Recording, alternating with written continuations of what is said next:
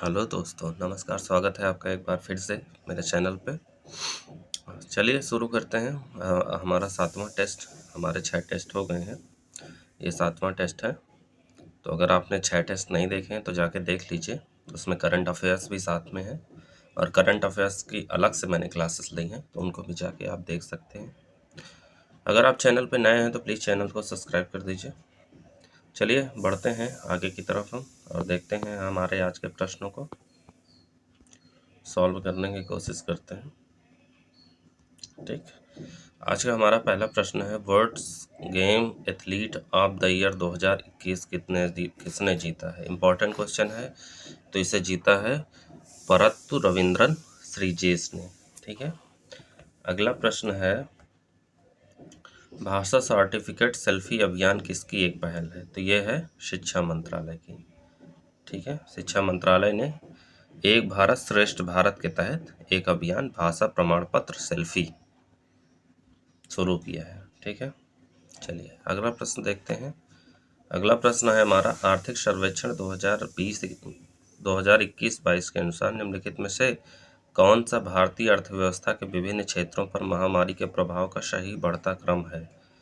तो सही बढ़ता क्रम क्या है, इसमें किसमें प्रभाव सबसे ज़्यादा पड़ा। तो इसमें पड़ा है कृषि में, फिर सब कृषि और संबद्ध क्षेत्रों में, फिर उद्योग में, फिर सेवा क्षेत्रों में। ठीक है, तो सबसे ज़्यादा प्रभाव जो है महामारी का कृषि क्षेत्र में पड़ा है, पूछ सकता है। चलिए अगला देखते हैं, निम्नलिखित में से कौन सी पंचवर्षीय योजना औद्योगिक नीति प्रस्ताव 1956 पर आधारित थी। तो ये थी हमारी द्वितीय पंचवर्षीय योजना। ठीक है, अगला प्रश्न है, सेहत पहल शुरू की गई थी। तो सेहत पहल किसके द्वारा शुरू की गई थी, रक्षा मंत्रालय द्वारा। ठीक है, चलिए नेक्स्ट क्वेश्चन देखते हैं, निम्नलिखित में से युग्म में कौन सा सही सुमेलित नहीं है, देखना है। ठीक है, तो देख लेते हैं कौन सा सही सुमेलित नहीं है। भारतीय औद्योगिक वित्त निगम की स्थापना 1948 में हुई, सही है। भारतीय औद्योगिक ऋण और निवेश निगम की स्थापना 1955 में हुई, ये भी सही है। भारतीय औद्योगिक विकास बैंक की स्थापना जो है 1964 में हुई थी, 1964, ना कि जो है 1968, तो यही गलत हो जाएगा। भारतीय लघु उद्योग विकास बैंक की स्थापना 1990 में हुई थी, तो ये भी सही है। तो ऑप्शन सी हो जाएगा, इसमें सही नहीं है। चलिए आगे बढ़ते हैं, अगला प्रश्न देखते हैं। निम्नलिखित कथनों पर विचार कीजिए। प्रश्न है, सांविधिक तरलता अनुपात एसएलआर में वाणिज्यिक बैंकों को सकल जमाओं का कुछ अनुपात अपने पास रखना होता है, बिल्कुल सही है। ठीक है, ये पढ़ा होगा आपने। नेक्स्ट है, रिवर्स रेपो रेट वह दर है जिस पर आरबीआई वाणिज्यिक बैंकों को ऋण उपलब्ध कराता है। नहीं, रिवर्स रेपो रेट नहीं, रेपो रेट होता है वो। ठीक है,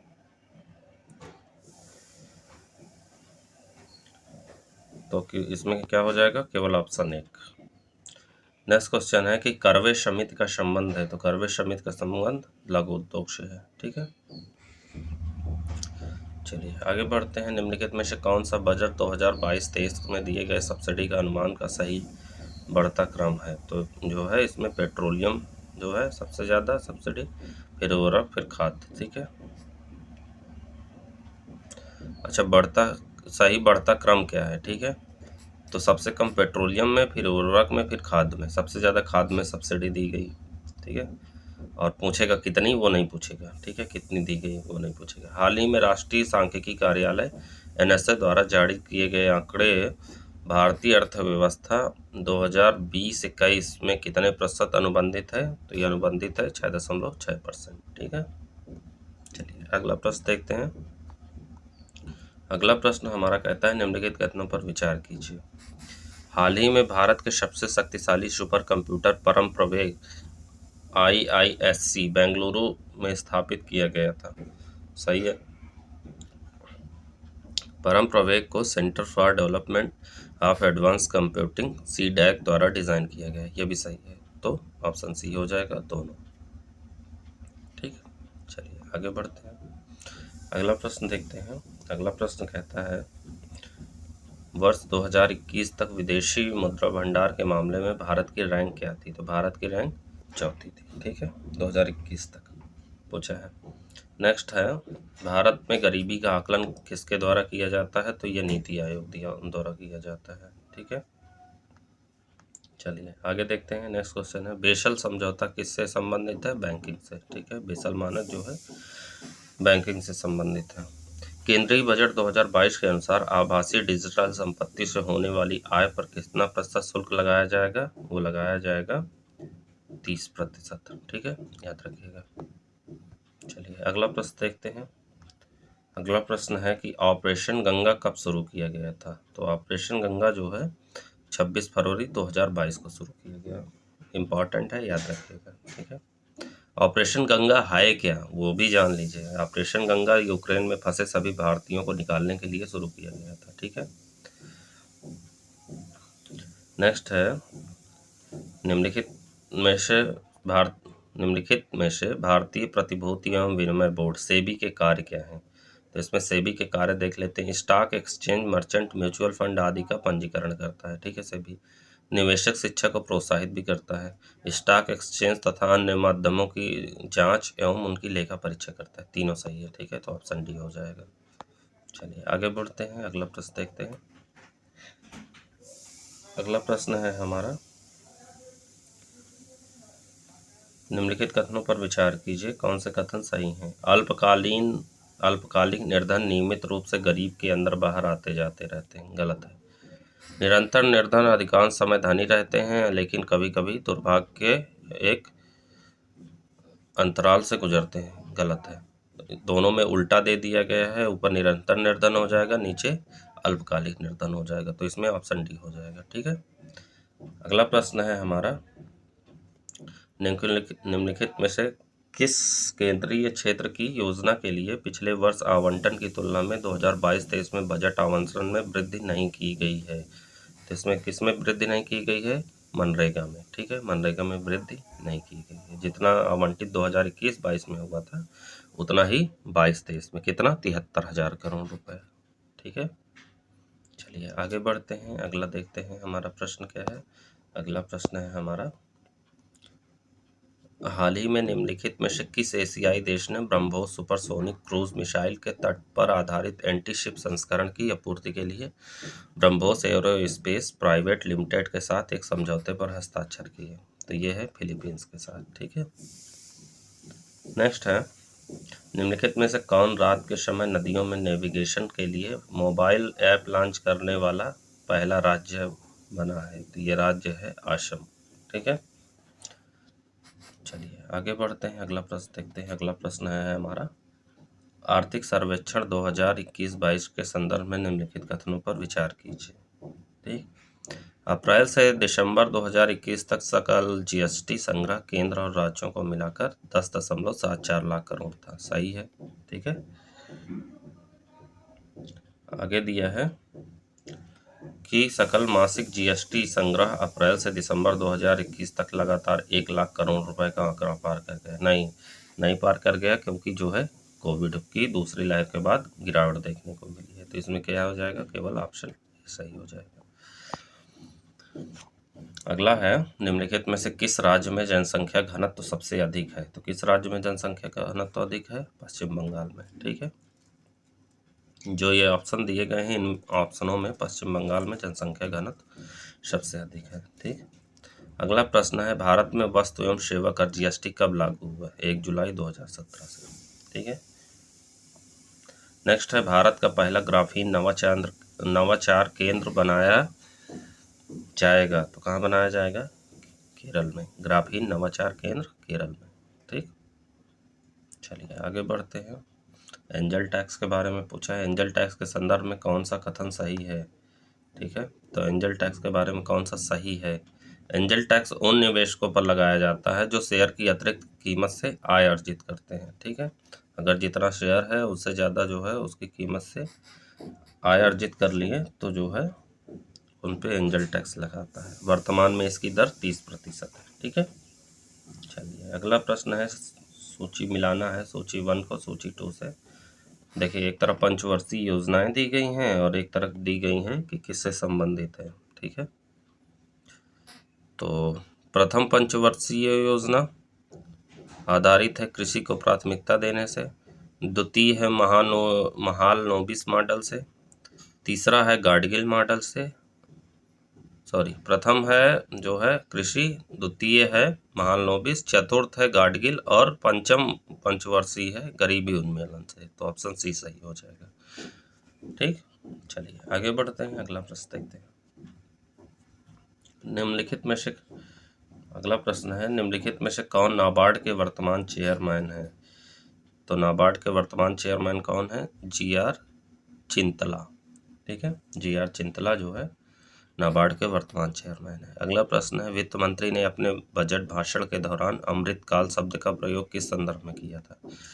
तो अमृतकाल शब्द का प्रयोग जो है भारतीय स्वतंत्रता के 75वें से 100 वर्ष तक के लिए अमृतकाल कहा। ठीक है,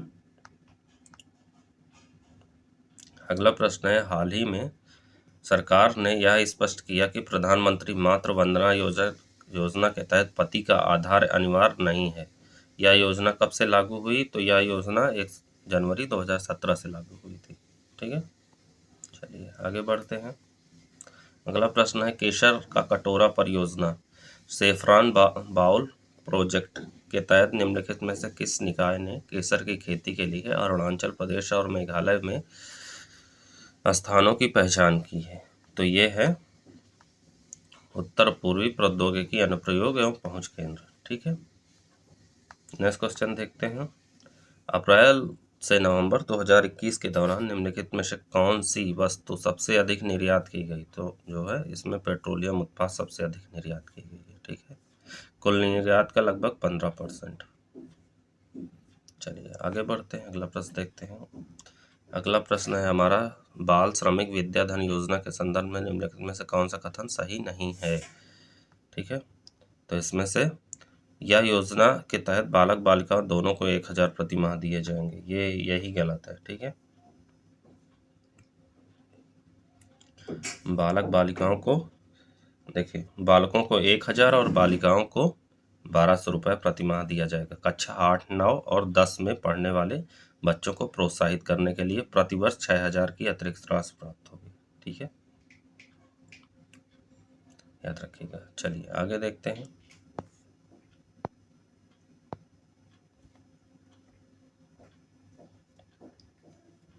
नेक्स्ट है, जनगणना 2021 का आदर्श वाक्य, 2011 का आदर्श वाक्य क्या है? तो ये तो बहुत आसान क्वेश्चन है, ये पूछा भी गया है। तो 2011 का आदर्श वाक्य है, हमारी जनगणना हमारा भविष्य। ठीक है, नेक्स्ट है, विश्व आर्द्रभूमि दिवस के अवसर पर नेशनल वेटलैंड डेकाडल चेंज एटलस तैयार किया गया था। तो यह तैयार किया गया था किसके द्वारा? अंतरिक्ष अनुप्रयोग केंद्र द्वारा। ठीक है, नेक्स्ट है, फरवरी 2022 में किस भारतीय शतरंज खिलाड़ी ने वर्ल्ड नंबर 1 मैग्नस कार्लसन को हराया? ठीक है, तो किसने हराया? GM प्रज्ञानानंद ने। ठीक है, चलिए आगे बढ़ते हैं। अगला प्रश्न है, अधोलिखित में से कौन सा भारत के न्यूनतम जनसंख्या वाले राज्य बढ़ते क्रम में सही क्रम है? ठीक है, तो ये है मिजोरम, अरुणाचल प्रदेश, गोवा, नागालैंड। ठीक है, अगला प्रश्न है, निम्नलिखित युग्मों में से कौन सा सही सुमेलित नहीं है? ठीक है, तो देखिए बुक्सा जनजाति उत्तराखंड में पाई जाती है। ठीक है, ये तो पता ही है। और उसके बाद है खरवार जनजाति, है छत्तीसगढ़ में नहीं पाई जाती है। ठीक है, खरवार जो है छत्तीसगढ़ में नहीं पाई जाती है, याद रखिएगा। खरवार छत्तीसगढ़ में नहीं पाई जाती है, बल्कि उत्तर प्रदेश के मिर्ज़ापुर ज़िले में पाई जाती है। ठीक है, यूपी में पाई जाती है, याद रखिएगा। मारिया मध्य प्रदेश में पाई जाती है, सही है। बुक्सा भी सही है। गरासिया राजस्थान में पाई जाती है, ये भी सही है। ठीक है, तो इसमें ऑप्शन बी गलत है। ठीक है, सम्मिलित नहीं है बी। अगला प्रश्न है, निम्नलिखित में से किस क्षेत्र के लिए PM डिवाइन योजना लागू की जाएगी? तो ये उत्तर पूर्व राज्य के लिए लागू की जाएगी। ठीक है, PM डिवाइन योजना। अगला प्रश्न की तरफ बढ़ते हैं। अगला प्रश्न, नई रोशनी योजना किस लिए है? ठीक है, नई योजना जो है अल्पसंख्यक महिलाओं का सशक्तिकरण के लिए। अगला प्रश्न है, जम्मू और कश्मीर पर सीमन की प्रक्रिया कब शुरू हुई? तो ये ये शुरू हुई 2021 में। ठीक, वर्ष 2021 में निम्नलिखित में से कौन सा देश भारत का शीर्ष निर्यात गंतव्य रहा? तो ये रहा अमेरिका। ठीक है, अगला प्रश्न है, उत्तर प्रदेश विश्वकर्मा श्रम सम्मान योजना के तहत लाभार्थियों को कितनी राशि की आर्थिक सहायता प्रदान की जाएगी? तो वो है 10,000 से 10 लाख। ठीक है, ये आर्थिक सहायता प्रदान की जाएगी। चलिए, अगला प्रश्न है, अनुपाती न्याय से तात्पर्य है। तो अनुपाती न्याय क्या होता है बताइए? सामाजिक और आर्थिक न्याय। ठीक है, जिसे अनुपाती न्याय कहते हैं। अगला प्रश्न है, पावरथॉन 2022 को लॉन्च किया गया था। तो पावरथॉन 2022 को लॉन्च किया गया था पुनरुत्थान वितरण क्षेत्र योजना के तहत। ठीक है, नेक्स्ट है कि निम्नलिखित में से किसके साथ national institute of urban affairs ने सस्टेनेबल सिटीज इंडिया प्रोग्राम पर सहयोग करने के लिए एक समझौते पर ज्ञापन हस्ताक्षर किए? तो ये है विश्व आर्थिक मंच के साथ। ठीक है, चलिए आगे बढ़ते हैं। अगला प्रश्न है, सूची को सुमेलित करना है। सूची 1, एक तरफ केंद्र दिए गए हैं, एक तरफ उद्योग दिए गए हैं। ठीक है, तो देख लेते हैं। सहारनपुर का संबंध जो है लकड़ी की नक्काशी से है। ठीक है, फिर उसके बाद मेरठ का खेल का सामान से संबंध है, ये यूपी में सारे हैं। ठीक है, मुरादाबाद जो है ये है पीतल का सामान, और बरेली में दिया सलाई। तो ऑप्शन ए सही हो जाएगा। ठीक है, अगला प्रश्न है कि उत्तर प्रदेश में मुख्यमंत्री युवा स्वराज गौरव योजना 2022 के लाभों को प्राप्त करने के लिए आवश्यक न्यूनतम शैक्षणिक योग्यता क्या है? तो इसकी आवश्यक न्यूनतम शिक्षण योग्यता 10वीं पास है। ठीक है, 10वीं पास। चलिए आगे बढ़ते हैं।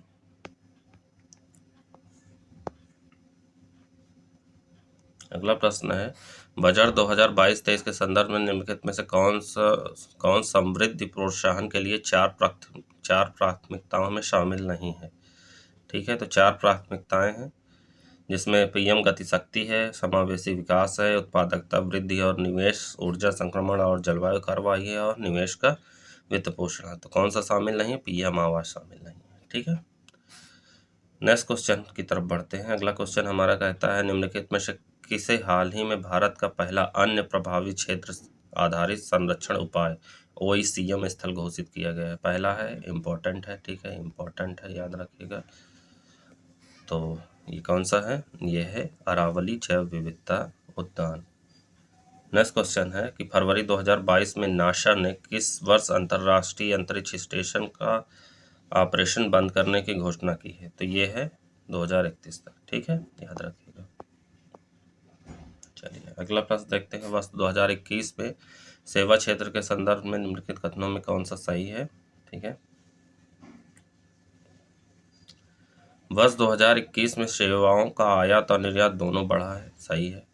वर्ष 2021 में कंप्यूटर सेवाएं बड़ी निर्यात की जाने वाली सेवा थी। ये भी सही है। तो ऑप्शन सी सही हो जाएगा। ठीक है, चलिए आगे बढ़ते हैं। अगला प्रश्न देखते हैं। महात्मा गांधी राष्ट्रीय रोजगार गारंटी अधिनियम 2005 के निम्नलिखित में से कौन से उद्देश्य हैं? ठीक है, तो काम का अधिकार भी है, ग्रामीण शहरी प्रवास को कम करना, टिकाऊ परिसंपत्ति का सृजन करना, सामाजिक समानता बनाए रखना। तो ऑप्शन डी हो जाएगा। ठीक है, अगला प्रश्न है किस देश की आर्थिक समृद्धि का उपयुक्त मापदंड है? अगर किसी देश की आर्थिक समृद्धि होती है तो उसका उपयुक्त मापदंड क्या होता है? तो उसकी उपयुक्त मापदंड प्रति व्यक्ति आय होता है। ठीक है, अगला प्रश्न है, निम्नलिखित में से किसने उत्तर प्रदेश सरकार को CAA विरोधी प्रदर्शनों में शामिल लोगों के खिलाफ जारी किए गए वसूली नोटिस को वापस लेने का निर्देश दिया? तो किसने दिया? सर्वोच्च न्यायालय ने। ठीक है, उत्तर प्रदेश सरकार को। नेक्स्ट है, राष्ट्रपति ने महान अहोम सेनापति लचित बोरफुकन की जयंती मनाने के लिए गुवाहाटी में 1 साल तक चलने वाले समारोह का उद्घाटन किया। तो ये कौन सी जयंती उनकी थी? तो ये थी उनकी 400वीं जयंती। ठीक है, चलिए। अच्छा, लचित बोरफुकन कौन थे? तो ये थे अहोम साम्राज्य का एक प्रसिद्ध सेनापति था। ठीक है, याद रखिएगा। नेक्स्ट है कि केंद्रीय सांख्यिकी संगठन CSO की स्थापना कब की गई? सेंट्रल स्टैटिक ऑर्गेनाइजेशन की स्थापना कब की गई? तो इसकी स्थापना की गई 1951 में। ठीक, निम्नलिखित कथनों पर विचार कीजिए। ठीक है, अगला प्रश्न है और कहता है उसमें से कौन सा सही है। जब प्रतिभूतियों एवं बंधन पक्षों में गिरावट दर्ज की जाती है तो उसे मेल्ट डाउन कहते हैं, सही है। जब आर्थिक क्रियाओं में ह्रास माना होता है तो उसे मंदी कहते हैं, गलत है। जब सकल राष्ट्रीय उत्पाद में गिरावट दर्ज की जाती है तो उसे स्लो डाउन कहते हैं, यह भी गलत है। तो केवल ऑप्शन एक सही हो जाएगा। ठीक है, याद रखिएगा। चलिए आगे बढ़ते हैं। अगला प्रश्न हमारा क्या कहता है, निम्नलिखित में से कौन प्रधानमंत्री गति शक्ति के 7 प्रमुख ड्राइविंग दृष्टिकोणों की सूची में शामिल नहीं है? ठीक है, तो इसमें जो है कौन सा शामिल नहीं है? जन परिवहन शामिल नहीं है। ठीक है, जन परिवहन शामिल नहीं,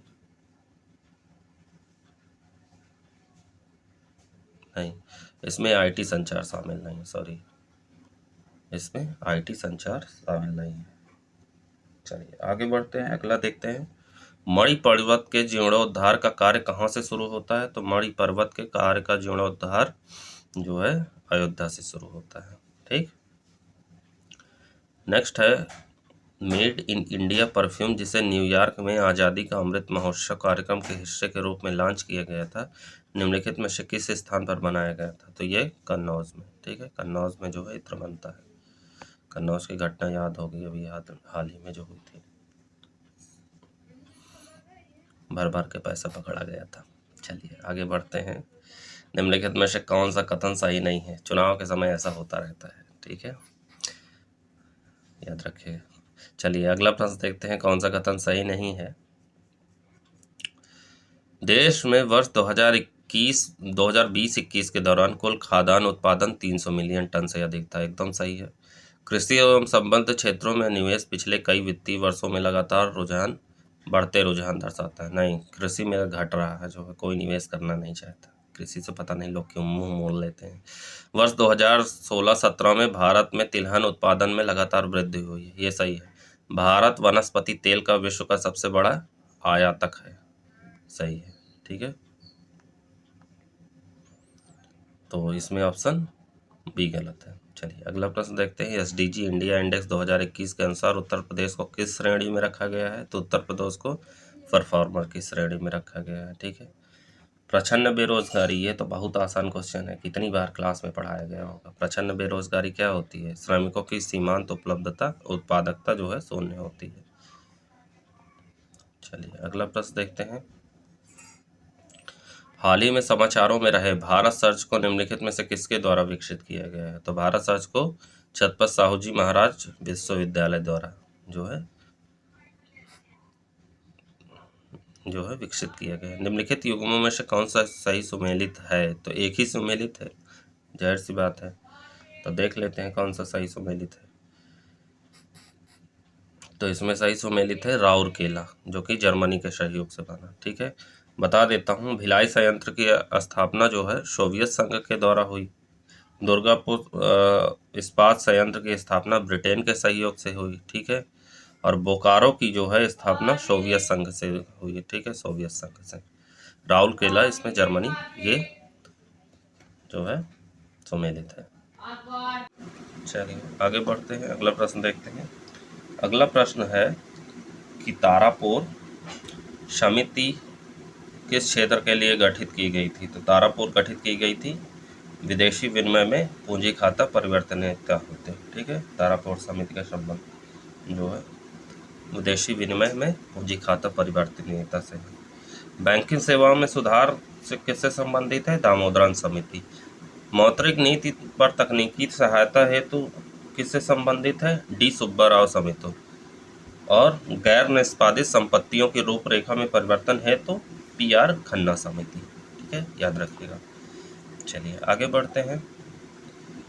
अगला प्रश्न है, सूची 1 सूची 2 को सम्मिलित करना। एक तरफ स्टॉक एक्सचेंज दिए गए हैं, एक तरफ अवस्थिति दी गई है। ठीक है, तो चलिए देख लेते हैं। नास्डैक कहाँ का है? अमेरिका का है। सीमेक्स कहाँ है का है? सिंगापुर का है। ठीक है, निक्की कहाँ का है? जापान का। और फ्रैंकफर्ट जर्मनी का। ठीक है, तो ऑप्शन सी सही हो जाएगा। देख लीजिएगा एक बार कौन जो है स्टॉक एक्सचेंज कहाँ का है। ठीक है, भारत का तो पता ही होगा, सेंसेक्स, निफ्टी 50। चलिए आगे बढ़ते हैं। अगला प्रश्न है, बजट 2022-23 के अनुसार राष्ट्रीय राजमार्ग नेटवर्क का विस्तार कितना किया जाएगा? तो इसका विस्तार 2500 किलोमीटर किया जाएगा। ठीक है, चलिए आगे बढ़ते हैं अगले प्रश्न की तरफ। अगला प्रश्न है, निम्नलिखित में से किस चिकित्सा संस्थान में डॉक्टरों ने रोबोट की सहायता से जटिल ऑपरेशन किए? तो ये संजय गांधी स्नातकोत्तर आयुर्विज्ञान संस्थान लखनऊ। ठीक है, अगला प्रश्न है, युवाओं को स्थायी कृषि खाद्य प्रणाली प्राप्त करने में सशक्त बनाने के लिए दलहन थीम के साथ विश्व दलहन दिवस मनाया गया। कितने तारीख को मनाया गया? 10 फरवरी को मनाया गया। ठीक है, चलिए अगला प्रश्न देखते हैं। अगला प्रश्न है हमारा, निम्नलिखित कथनों पर विचार कीजिए। चीनी उद्योग कपास और चाय के बाद देश का तीसरा सबसे बड़ा कृषि उद्योग है। गलत है। ठीक है,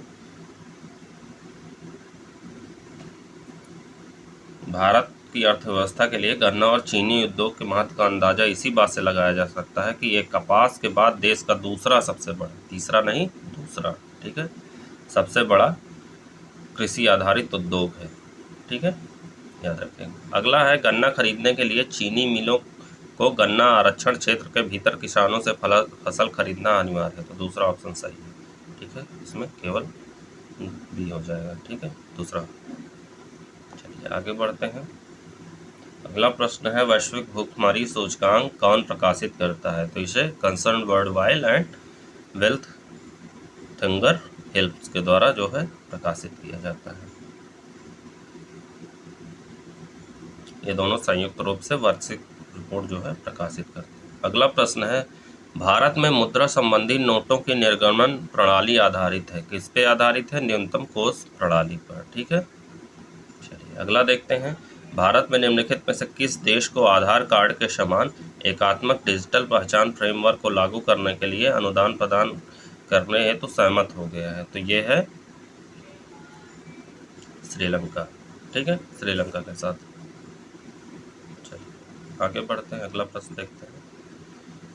अगला प्रश्न है, भुगतान संतुलन के चालू खाते में कौन सी मदें शामिल है? तो भुगतान संतुलन के में जो शामिल होती हैं वो दृश्य और अदृश्य मदें शामिल होती हैं। ठीक है, केवल ऑप्शन ए सही हो जाएगा, 1 और 2। निम्नलिखित कथनों पर विचार कीजिए। अगला प्रश्न है, सरकार के कुल आय एवं कुल व्यय के अंतर को राजस्व घाटा कहते हैं। गलत है। ठीक है, राजस्व घाटा नहीं, जो है राजकोषीय घाटा कहा जाता है। ठीक है, अगला है, जब राजकोषीय घाटे में से ब्याज को घटा दिया जाता है तो प्राथमिक घाटा प्राप्त होता है। ये सही है, तो इसमें केवल एक सही हो जाएगा। अगला प्रश्न है कि भारत में नियमित जनगणना की शुरुआत हुई तो वो 1981 में शुरू हुई थी। ठीक है, नियमित जनगणना 1981 शुरू हुई। उस समय आयुक्त कौन थे? डब्ल्यू प्लेडोन थे। ठीक है, प्लोडेन थे, कभी कभी पूछ सकता है। अगला प्रश्न है, राष्ट्रीय रोपवे विकास कार्यक्रम पर्वतमाला प्रशासित किया जाएगा। तो ये किससे प्रकाशित किया जाएगा? सार्वजनिक निजी भागीदारी द्वारा, public private partnership, PPP model से। ठीक है, अगला है, हेल्थ केयर की इनोवेटिव डिलीवरी के लिए बाजारों और संसाधनों तक सतत पहुंच समृद्धि पहल किसकी साझेदारी है? ठीक है, तो ये किसकी साझेदारी है? ये है अटल नवाचार मिशन, नीति आयोग और अंतर्राष्ट्रीय विकास के लिए अमेरिका एजेंसी। ये तीनों की पहल है, तो ऑप्शन डी सही हो जाएगी। ठीक है, चलिए आगे बढ़ते हैं, अगला प्रश्न देखते हैं। अगला प्रश्न है हमारा, वर्ष 2020-21 के लिए कृषि ऋण प्रवाह कितना था? तो कृषि ऋण प्रवाह था 15,75,400 करोड़ रुपए। ठीक है, नेक्स्ट क्वेश्चन है, भारत में आर्थिक और सामाजिक नियोजन में निम्नलिखित में से किस सूची के अंतर्गत एक विषय है? तो ये है समवर्ती सूची के अंतर्गत। नेक्स्ट है, अधोलिखित में से कौन सा भारत के न्यूनतम जनसंख्या घनत्व राज्य बढ़ते क्रम में सही क्रम है, तो अगर जनसंख्या घनत्व की बात करें तो बढ़ता क्रम हो जाएगा मिजोरम, फिर सिक्किम, फिर मणिपुर, फिर नागालैंड। ठीक है, चलिए आगे बढ़ते हैं, अगला प्रश्न देखते हैं। गतिहीन विकास से तात्पर्य है, गतिहीन विकास से क्या तात्पर्य है? वह अर्थव्यवस्था जिसमें वास्तविक राष्ट्रीय आय एवं प्रति व्यक्ति आय दोनों स्थिर रहती है। ठीक है, वो गतिहीन अर्थ विकास हो जाता है उसका। नेक्स्ट है 9 फरवरी से 11 फरवरी 2022 तक हुए वन ऑपरेशन समिट की मेज़बानी निम्नलिखित में से किस देश ने की थी? तो इसकी मेज़बानी फ्रांस ने की थी। ठीक है, अगला प्रश्न देखते हैं। अगला प्रश्न है निम्नलिखित में से कौन से मानव विकास सूचकांक के आयाम हैं? तो मानव विकास सूचकांक के प्रति व्यक्ति सकल राष्ट्रीय उत्पाद, जीवन प्रत्याशा, शिक्षा, तीनों जो है होता है, पूछा गया क्वेश्चन है। ठीक है, अगला प्रश्न है कि गरीबी का दुष्चक्र की अवधारणा को सर्वप्रथम प्रतिपादित किया था, तो उसको नरकशे ने जो है प्रतिपादित किया था। ठीक, याद रखिए। चलिए अगला प्रश्न देखते हैं, निम्नलिखित में से कौन सा वित्तीय समावेशन का उद्देश्य नहीं है? तो वित्तीय समावेशन का क्या उद्देश्य नहीं हो सकता है? बैंकिंग और संरचना का संकुचन जो है वित्तीय समावेशन का उद्देश्य नहीं है, बल्कि उद्देश्य क्या हो सकता है? कमजोर वर्ग की संभावित समृद्धि के द्वार खोलना, ग्रामीण क्षेत्रों में वित्तीय सेवाओं का प्रसार, गरीब व्यक्तियों के लिए वित्तीय सेवाओं का विस्तार करना। ठीक है, चलिए आगे बढ़ते हैं, अगला प्रश्न देखते हैं। RAMP रैम्प कार्यक्रम क्या है, संबंधित है, किससे संबंधित है? MSME से। ठीक है, सोच मध्यम एवं लघु उद्योगों से संबंधित है। नेक्स्ट है कि हाल ही में तटीय सुभेद्यता आकलन किया गया, किसके द्वारा किया गया? INCOIS द्वारा। ठीक है, इनकॉइस द्वारा। अगला है स्टारलिंक जो है, स्टारलिंक निम्नलिखित में से किस अंतरिक्ष एजेंसी की परियोजना है? तो स्टारलिंक किसके द्वारा? स्पेसएक्स की। ठीक है, अगला है भाई एलन मस्क की कंपनी स्पेसएक्स की है स्टारलिंक परियोजना।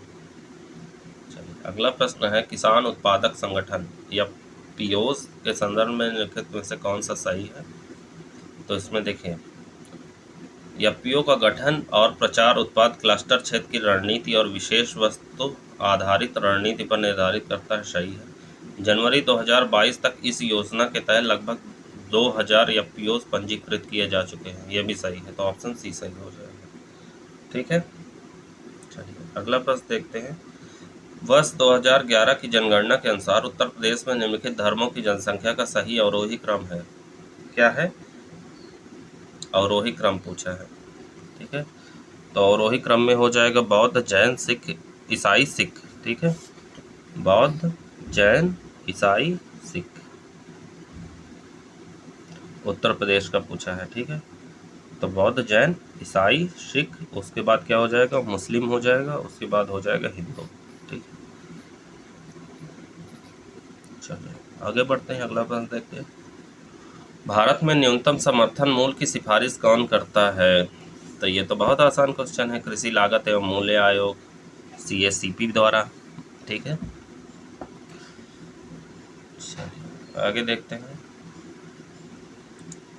10,000 फीट की से अधिक ऊंचाई पर बनी विश्व की सबसे लंबी राजमार्ग सुरंग है, तो सबसे लंबी राजमार्ग सुरंग कौन सी है? अटल टनल भारत। ठीक है, ये दुनिया की सबसे लंबी सिंगल ट्यूब हाईवे टनल है। अगला है भारतीय रिजर्व बैंक के बारे में निम्नलिखित में से कौन सा कथन सही नहीं है? तो देख लेते हैं कौन सा कथन सही नहीं है।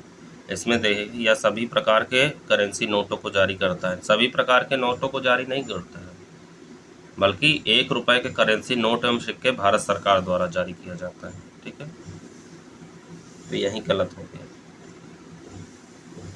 अगला प्रश्न है हिंदू समृद्धि दर का संबंध किससे है? तो हिंदू समृद्धि दर का संबंध जो है होता है सकल राष्ट्रीय उत्पाद से। ठीक है, चलिए आगे बढ़ते हैं।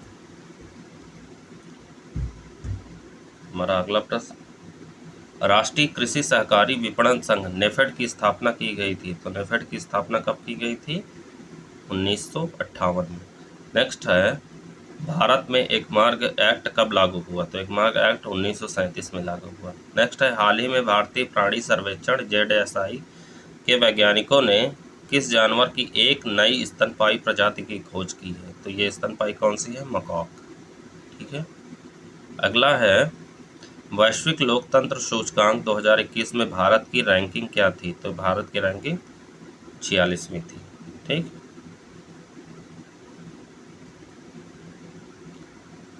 अगला है, औपचारिक क्षेत्र के रोजगार पर कोविड-19 की किस लहर का सबसे प्रतिकूल प्रभाव पड़ा? ठीक है, तो किस क्षेत्र में सबसे प्रतिकूल प्रभाव पड़ा? सितंबर 2020 में पहली लहर में जो है रोजगार पर सबसे ज़्यादा प्रभाव पड़ा। अगला प्रश्न है, निम्नलिखित में से कौन सा युग्म सही सुमेलित नहीं है? ठीक है, अटल पेंशन योजना पहला ही सुमेलित नहीं है। ठीक है, अटल पेंशन योजना की शुरुआत 2015 से की गई थी। कितनी? 2015 से, ना कि 2017 से। ठीक है, 2015 से इसकी शुरुआत की गई, 2015 से शुरुआत की गई। सहकार मित्र योजना 2020 से सही है। Startup India seed fund scheme 2021 से। PM अन्नदाता आय संरक्षण अभियान 2018 से। ठीक है। अगला प्रश्न है, सूक्ष्म लघु एवं मध्यम उद्यम विकास अधिनियम पारित हुआ। कब पारित हुआ? 2006 में। ठीक है। अगला प्रश्न है कि हाल ही में ल्यूक मैंटिग्नियर का निधन हो गया। वह एक वायरोलॉजिस्ट थे। ठीक है, याद रखिएगा, वह एक वायरोलॉजिस्ट थे। चलिए आगे बढ़ते हैं। अगला प्रश्न देखते हैं, भारतीय अर्थव्यवस्था के क्षेत्र में खुले बाजार के किसे कहते हैं? Open market operation. इसके द्वारा RBI जो है सरकारी प्रतिभूतियों का क्रय और विक्रय करती है। आसान क्वेश्चन है, कई बार पूछा गया है। नेक्स्ट है, जनगणना 2011 के अनुसार किस राज्य की जनसंख्या में ऋणात्मक वृद्धि हुई है? तो वो नागालैंड है। ठीक है, नागालैंड में ऋणात्मक वृद्धि हुई है। कितना? 0.6%, माइनस में चली गई थी, जो है वृद्धि नहीं हुई। अगला है, भारतीय जनगणना 2011 के अनुसार विश्व की जनसंख्या में भारत की जनसंख्या का कितना प्रतिशत योगदान है? तो कितना प्रतिशत योगदान है? 17.5%। ठीक। नेक्स्ट है, भारतीय जनगणना 2011 के अनुसार उत्तर प्रदेश की साक्षरता दर में 2001 से 2011 तक वृद्धि हुई थी। तो कितनी वृद्धि हुई थी? 11.45%। ठीक है। अगला प्रश्न है, प्रधानमंत्री मुद्रा योजना किस वर्ष शुरू की गई थी? तो ये 2015 में शुरू की गई थी। ठीक है। ऑपरेशन आहट की शुरुआत किसने की है? तो ऑपरेशन आहट की शुरुआत रेलवे सुरक्षा बल द्वारा की गई है, मानव तस्करी को रोकने के लिए। ठीक है, ये याद रखिएगा।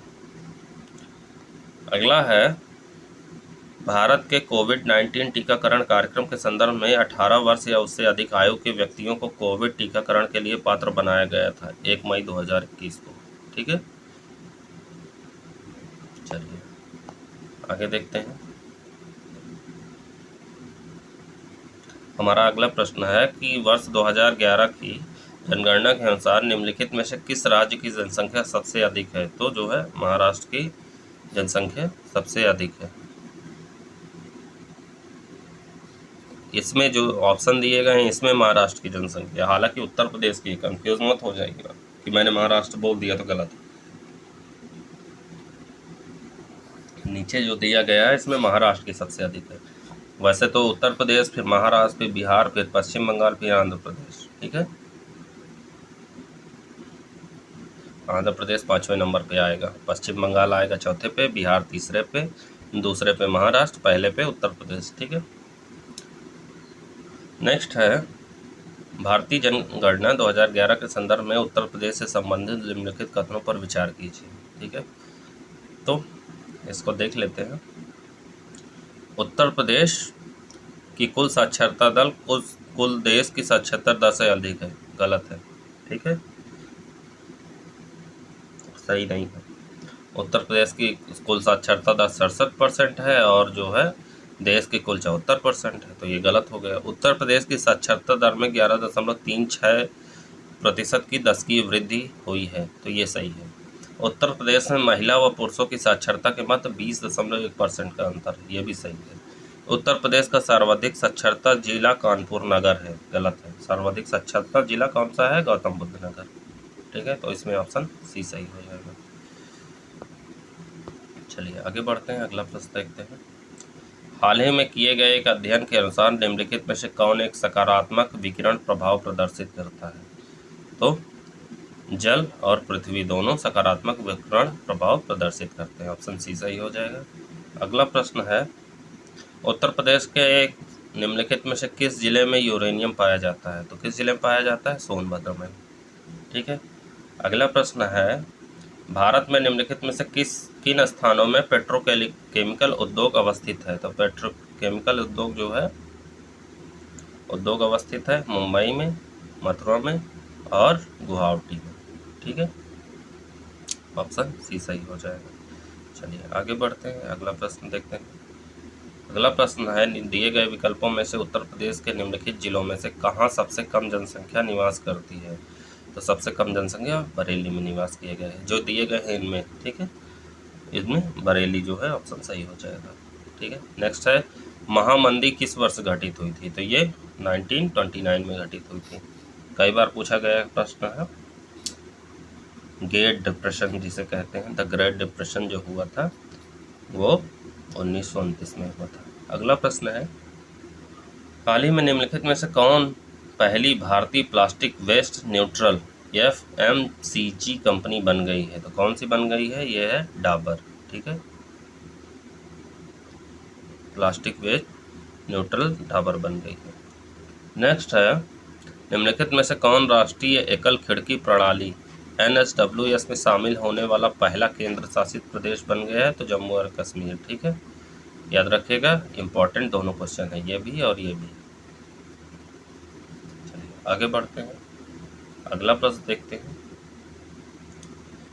सरकार के सामाजिक क्षेत्र के खर्च केंद्र और राज्यों को एक साथ मिलाकर के संदर्भ में निम्नलिखित कथनों पर विचार कीजिए।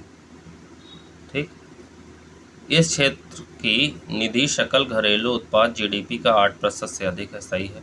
पिछले 5 वर्षों के दौरान कुल सरकारी व्यय का लगभग 25% सामाजिक सेवाओं का है, ये भी सही है, तो ऑप्शन सी सही हो जाएगा।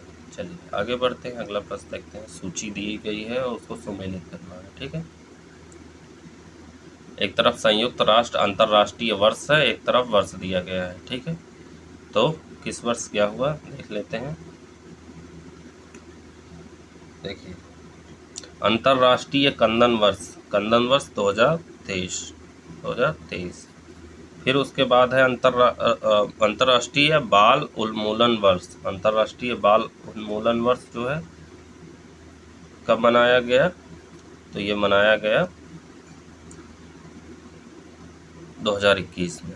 ठीक है, फिर अंतर्राष्ट्रीय उष्णगण वर्ष 2024 में। ठीक है, और सतत विकास हेतु मूलभूत विज्ञान का अंतर्राष्ट्रीय वर्ष 2022, ये लक्ष्य रखा गया है। ठीक है, तो इसमें कौन सा ऑप्शन सही हो जाएगा? ऑप्शन डी सही हो जाएगा।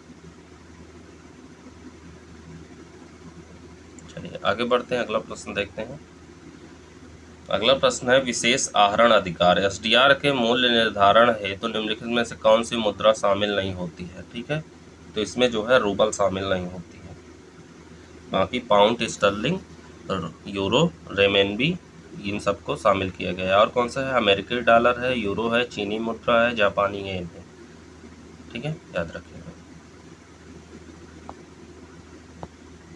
5 मुद्राएं हैं, याद रखिएगा। नेक्स्ट है, निम्नलिखित में से किस उच्च न्यायालय ने हाल ही में निर्णय दिया कि बच्चा गोद लेने के लिए विवाह प्रमाण पत्र की आवश्यकता नहीं है? ठीक है, तो किस उच्च न्यायालय ने दिया? जो है इलाहाबाद उच्च न्यायालय ने। चलिए अगला प्रश्न देखते हैं। अगला प्रश्न है, निम्नलिखित में से कौन बाजार प्रारूप एकल क्रेता स्थिति को प्रदर्शित करता है? तो मोनोप्सोनी। ठीक है, मोनोप्सोनी जो है इसको प्रदर्शित करता है, बाजार प्रारूप एकल क्रेता की स्थिति को। ठीक है, अगला प्रश्न है, निम्नलिखित में से किस देश के शेयर मूल्य सूचकांक को नैस्डैक कहा जाता है? अभी पीछे ही बताया, तो USA को जो है नैस्डैक कहा जाता है, वहाँ के शेयर मूल्य सूचकांक को। अगला है क्रार, CRAR का पूर्ण रूप क्या है? तो क्रार का पूर्ण रूप क्या है? Capital to risk weighted assets ratio. ठीक है, पढ़ाया गया है। नेक्स्ट है, महात्मा गांधी के राष्ट्रीय ग्रामीण रोजगार गारंटी अधिनियम संविधान के किस भाग से लिए गए हैं? तो ये DPSP से लिए गए हैं, राज्य के नीति निर्देशक तत्वों से। ठीक है, चलिए आगे बढ़ते हैं। अगला प्रश्न हमारा देखते हैं। अगला प्रश्न है, हाल ही में समाचारों में रहा पहला ग्रीन बूथ किस स्थान पर जो है स्थापित किया गया है? तो ये लखनऊ में स्थापित किया गया है। ठीक, नेक्स्ट है, सूची एक तरफ राज्य है, एक तरफ विधानसभा की सीटें हैं। पूछ सकता है क्योंकि लास्ट ईयर पूछा गया है। तो देखिए, मणिपुर में कितनी सीटें हैं? मणिपुर में है 60 सीटें। फिर उसके बाद उत्तराखंड में है 70 सीटें, अभी चुनाव हुआ था तो याद ही होगा। गोवा में कितनी सीटें हैं? गोवा में 40 सीटें हैं। पंजाब में 117 सीटें हैं। ठीक है, तो कौन सा ऑप्शन सही हो जाएगा? सी सही हो जाएगा। चुनाव था तो हो सकता है पूछ ले ऐसा क्वेश्चन कि कितनी सीटें हैं। निम्नलिखित कथनों में कौन सा सही? ये नहीं पूछेगा कौन मुख्यमंत्री बना है, ठीक है, वो सब नहीं पूछता है। कितनी सीटें हैं ये सब पूछेगा। नेक्स्ट है कि कौन सा सही नहीं है? तो देखिए, इसमें डी सही नहीं। पिछले वर्ष के व्यय की तुलना में वर्ष 2021-22 के दौरान शिक्षा के व्यय में प्रतिशत में वृद्धि स्वास्थ्य सेवा क्षेत्र से अधिक है। नहीं, गलत है, क्योंकि सेवा क्षेत्र जो है स्वास्थ्य क्षेत्र में वृद्धि की गई है, ना कि शिक्षा क्षेत्र में। ठीक है, अगला है, इसको सूची को मिलाना है। ठीक है, नेक्स्ट क्वेश्चन में देख लेते हैं। एक तरफ उत्तर प्रदेश में कल्याण योजनाएं दी गई हैं, एक तरफ आरंभ वर्ष दिया गया है कि कौन से वर्ष में शुरू किया गया है। तो देखिए, राष्ट्रीय बीमा योजना की शुरुआत 2008 में हुई थी। ठीक है, उसके बाद जो है रानी लक्ष्मीबाई पेंशन योजना की शुरुआत 2012 में की गई।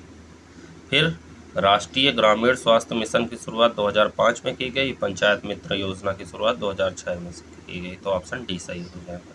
ठीक है, याद रखिएगा। चलिए अगला प्रश्न देखते हैं। अगला प्रश्न है हमारा कि नीति आयोग के संदर्भ में निम्नलिखित में से कौन सा कथन सही है? नीति आयोग की शासन परिषद में उन सभी राज्यों के मुख्यमंत्री, केंद्र शासित प्रदेशों के उपराज्यपाल और प्रधानमंत्री द्वारा नामित उपाध्यक्ष शामिल है। सही है। इसमें पूर्णकालिक सदस्य और अंशकालिक सदस्य दोनों शामिल हैं। ये भी सही है। नीति आयोग के बारे में है, इसका उद्देश्य देश को सहकारी संघवाद की ओर ले जाना। ये भी सही है। तो ऑप्शन डी सही हो जाएगा, तीनों। ठीक, चलिए आगे बढ़ते हैं। अगला प्रश्न है, हाल ही में गैर संरचनात्मक वन NS1 जिसे कहते हैं, नॉन स्ट्रक्चरल स्रावी प्रोटीन का पता लगाने के लिए इम्यूनो सेंसर विकसित किया गया था। यह निम्नलिखित में से किसके लिए उपयुक्त जैव सूचक या बायोमार्कर है? तो ये है जापानी इंसेफ्लाइटिस वायरस के लिए, JEP के लिए। ठीक है, अगला प्रश्न है, निम्नलिखित में से कौन सा एक महारत्न कंपनी नहीं है? नीचे कंपनियां दी गई हैं, तो इसमें कौन सा महारत्न कंपनी नहीं है? तो इसमें जो है ऑयल इंडिया लिमिटेड, ये महारत्न कंपनी नहीं है बल्कि नवरत्न कंपनी है। ठीक, और महारत्न कंपनियां कितनी हैं? 11, याद रखिएगा, 11 महारत्न कंपनियां हैं। अगला है, निम्नलिखित में से किस पंचवर्षीय योजना का केंद्रीय बिंदु तीव्रता संपोषणीय और अधिक समावेशीय विकास था? तो जो है किसका था? 12वीं पंचवर्षीय योजना का। ठीक, नेक्स्ट है, निम्नलिखित में से कौन सा जन वितरण प्रणाली PDS का लक्ष्य है? PDS का लक्ष्य पढ़ाया गया है। तो देखिए, जमाखोरी एवं कालाबाजारी रोकना, व्यापारियों द्वारा अधिक मूल्य लिए जाने से रोकना, गरीबों को खाद्य सुरक्षा उपलब्ध कराना। मतलब तीनों सही, उपयोग सभी। ठीक है, नेक्स्ट है, किसान क्रेडिट योजना की शुरुआत कब की गई थी? तो ये 1998 से 99 में पूछा जा सकता है क्योंकि चर्चा में रहा है। अगला प्रश्न है, हाल ही में समाचारों में रहा मिन्स्क समझौता निम्नलिखित में से किनके बीच एक समझौता है? मिन्स्क समझौता किनके बीच है? रूस और यूक्रेन के बीच। ठीक है, अभी जो लड़ाई हुई थी उसमें मिन्स्क समझौता किया गया है, पूछा जा सकता है। अगला प्रश्न देखते हैं। अगला प्रश्न की तरफ हम बढ़ते हैं। चलिए आगे देखते हैं। नेक्स्ट क्वेश्चन है, फरवरी 2022 में प्रधानमंत्री ने 100 किसान ड्रोन की शुरुआत की। ठीक है, ये किस लिए की गई? भारत में रसायन मुक्त खेती को बढ़ावा देने के लिए। ठीक है। नेक्स्ट है, कोविड-19 महामारी के दौरान छात्रों को निम्नलिखित में से कौन सा पहल डिजिटल बुनियादी ढांचे का विकास से संबंधित है? ठीक है, तो कौन सा हो जाएगा इसमें? NDEAR। ठीक है, जिसे राष्ट्रीय डिजिटल शिक्षा वास्तुकला कहते हैं, फुल फॉर्म इसका ये है। अगला प्रश्न है, कौन सा सही सुमेलित नहीं है? ठीक है, निम्नलिखित में से कौन सा युग्म सही सुमेलित नहीं है? एक तरफ वित्त आयोग, एक तरफ अध्यक्ष दिया गया है। ठीक है, तो देख लेते हैं कौन सा सही सुमेलित नहीं है। छठे वित्त आयोग के अध्यक्ष कौन थे? के ब्रह्मानंद रेड्डी। 9वें वित्त आयोग के अध्यक्ष कौन थे? देखिए 9वां गलत है। ठीक है, 9वां ऑप्शन गलत है। PN राजमन्नार नहीं थे। 9वें के थे NKP साल्वे थे। ठीक है, 11वें के AM खुसरो, ये भी सही है। 14वें के थे यागा वेणुगोपाल रेड्डी। ठीक है, 15वें कौन है वर्तमान में? NK सिंह। ये 2020 से 25 तक रहेंगे। ठीक है, याद रखिए। चलिए आगे बढ़ते हैं अगले प्रश्न की तरफ। निम्नलिखित में से कौन सा बैंक पूर्ण रूप से भारतीयों द्वारा स्थापित किया गया था और जो वर्तमान में अभी भी परिचालन में है? तो ये पंजाब नेशनल बैंक, ये जो है पूर्ण रूप से भारतीयों द्वारा स्थापित किया गया था। नेक्स्ट है, अंतर्राष्ट्रीय मातृभाषा दिवस 2022 की थीम क्या थी? तो 2022 की थीम रही है बहुभाषी शिक्षा के लिए प्रौद्योगिकी का उपयोग, चुनौतियां और अवसर। ठीक है, चलिए आगे बढ़ते हैं। हमारा अगला प्रश्न है, निम्नलिखित में से किस उद्देश्य हेतु दामोदरन समिति गठित की गई थी? ठीक है, तो किस उद्देश्य से गठित की गई थी? ये की गई थी बैंकिंग सेवाओं में सुधार हेतु। ठीक है, दामोदरन समिति बैंकिंग सेवाओं में सुधार हेतु जो है। और देखिए ऑप्शन ए में उद्यम पूंजी उपक्रमों से संबंधित मामलों के निरीक्षण हेतु कौन सी समिति गठित की गई थी? KV चंद्रशेखर समिति। और मौद्रिक नीति पर तकनीकी सलाह हेतु जो है कौन सी गठित की गई थी? D सुब्बा राव। और लघु एवं उद्यमों मध्यम उद्यमों को ऋण उपलब्ध कराने हेतु कौन सी गठित की गई थी? PR नायक समिति। ठीक, याद रखिएगा। अगला प्रश्न है, कथन और कारण दिया गया है। ठीक है, चलिए देख लेते हैं कथन और कारण को। देखिए, भारत में भूमि सुधार के समस्त प्रयास को अधिकांश विशेषज्ञों द्वारा एक बड़ी विफलता माना जाता है। सही है। सार्वजनिक जीवन में बड़े पैमाने पर भ्रष्टाचार, राजनीतिक पाखंड और भारतीय लोकतांत्रिक व्यवस्था में नेतृत्व की विफलता भारत में भूमि सुधारों की विफलता के कारणों में से एक है। दूसरा भी सही है और दोनों एक दूसरे से जो है सही व्याख्या करते हैं, तो ऑप्शन ए सही हो जाएगा। ठीक है, चलिए आगे बढ़ते हैं। अगला प्रश्न है,